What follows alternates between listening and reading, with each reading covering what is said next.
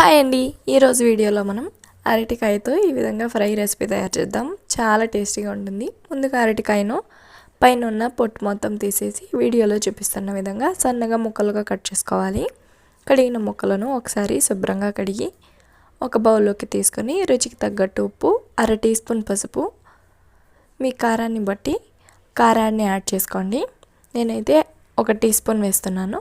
1 table spoon ధనియాల పొడి వేసుకొని 1/2 టీ స్పూన్ మిరియాల పొడి వేసి 3 టేబుల్ స్పూన్ల కార్న్ఫ్లోర్, 3 టేబుల్ స్పూన్ల బియ్యం పిండిని వేసుకొని 2 టేబుల్ స్పూన్ల నీళ్ళను యాడ్ చేసుకొని అరటికాయలో మసాలా మొత్తం బాగా కలిసే విధంగా కలుపుకోవాలి.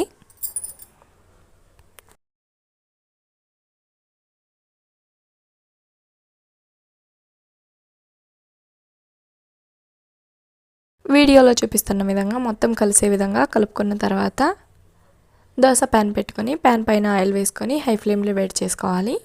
కడాయి బాగా వేడైన తర్వాత మనం ముందుగా స్టఫ్ చేసుకున్న అరటికాయ ముక్కలను పెట్టి ఫ్లేమ్ మీడియం టు హై ఫ్లేమ్లో అడ్జస్ట్ చేసుకుంటూ 2 వైపులా రోస్ట్ చేసుకోవాలి. వీడియోలో చూపిస్తున్న విధంగా రోస్ట్ చేసుకుని పైన కావాలంటే లైట్గా లెమన్ని స్క్విష్ చేసుకుని ఉప్పు కారం చల్లుకొని సర్వ్ చేసుకోవడమే.